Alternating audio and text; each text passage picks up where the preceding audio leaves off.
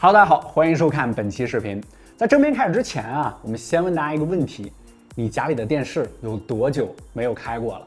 我小的时候，每天放学回到家，第一件事就是先看1小时电视，然后再去写作业。为此啊，也没少被家里人骂。但是近些年的这个情况好像很不一样了啊。这电视呢，在很多人眼里似乎变得可有可无了。很多人装房子的时候还会买一台电视放在家里，但是买完之后就吃亏了。华为呢，在之前推出了这个智慧屏这个概念。之前呢，它的系列产品我们体验过也很多了，各式各样的一个智慧屏，这功能也越来越全面，也越来越智能。今天呢，我们体验的这台智慧屏呢，是它最新发布的一代 V 系列。这台智慧屏有什么特点？这期视频我们来聊聊。ID 设计方面，正面为3面窄边框拉丝金属包边，质感还不错啊。下方为隐藏式的 soundbar， 值得注意的是，它的方向是朝前的，这样你在观看的时候可以带来更好的这个听感音质，但是也变得更宽了一些啊。不过纯黑的设计让喇叭和机身融为一体，不仔细看啊，你还发现不了这是一个扬声器。我们手里的这台呢是75寸的版本，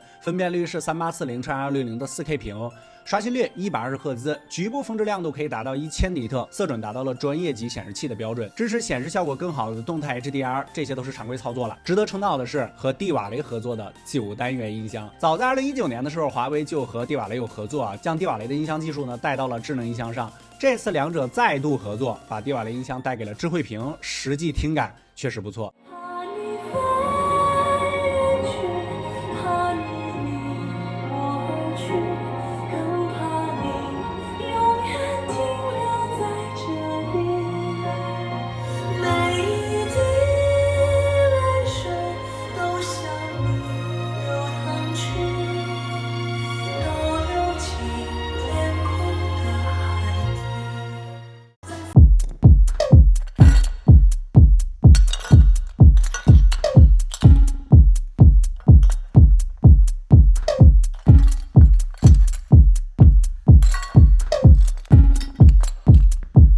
Samurai sword on my back.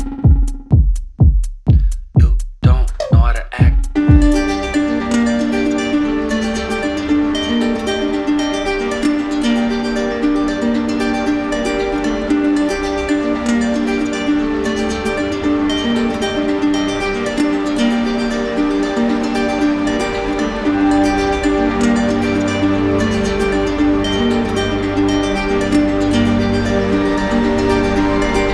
背后2个圆形的外置音箱带来了更好的低音效果，整体上声音很通透，音量也够大。基本上你买了电视不是特别挑剔的话，不需要再购买额外的音箱了。有了一个屏幕没有内容也不行，现在 4K 的视频的找起来实在是麻烦啊。智慧屏它内置了 AI Max 影院，是一个加分项，里面有大量的高画质片源，全部都支持 4K HDR 以及5.1声道，能够充分发挥这台智慧屏的音画质。几百铺的片源也够你看一阵子了，这一点相对于其他电视来说算是一个优势，因为其他家可能说了半天音质画质，还得让你自己去找，这个对于普通用户来说相对就麻烦了不少。当然，画质、音质只是基础素质，而这台电视最大的特点呢，就是智慧这2个字，这也是华为一直强调智慧屏的这个原因吧。它的功能呢也变得更加丰富，除了可以用来娱乐之外呢，它也满足了一些人们的日常需求。首先是 AI 健身的功能，很多人都想要健身啊，就包括我在内啊，但是又嫌去健身房太麻烦，还费钱还费时间。现在电视也能帮你健身了，你再也没有什么借口不好好锻炼了啊。在华为的智慧屏里面呢，内置了很多健身课程，你在客厅里边就可以燃脂增肌。得益于这颗2400万像素的 AI 慧眼 ，AI 能够实时的监测你的动作是否标准，并给你专业的建议。如果你觉得这样健身太枯燥了，里面还内置了3款 AI 体感游戏，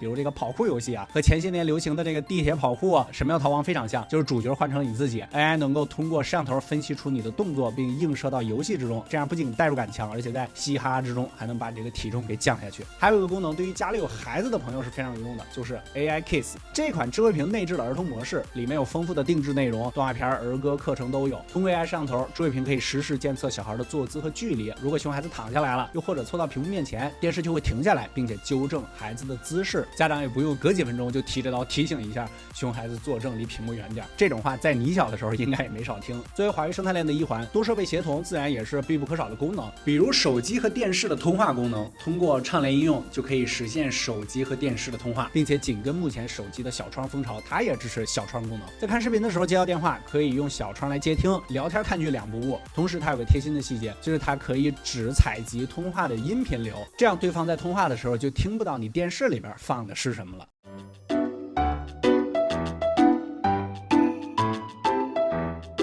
你在干什么呀？我在上网课呢。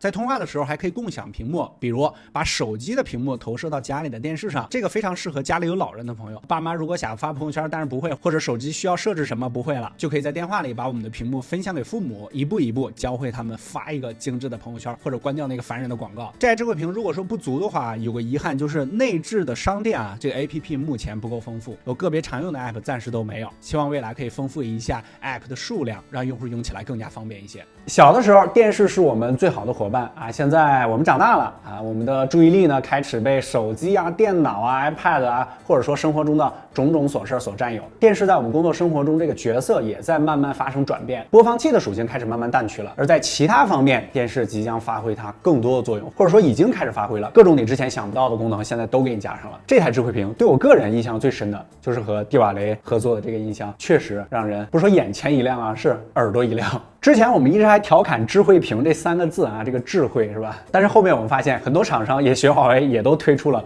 智慧屏的这个产品。我们也希望后面的厂商们也都一起努力，让这个智慧屏不是叫一叫，让它真的变得越来越智慧，成为我们家庭的核心。OK， 这期视频我们就先跟大家聊到这儿，更多内容和精彩，大家可以在全网搜索关注小白测评播关真题。我们下期视频再见，拜拜。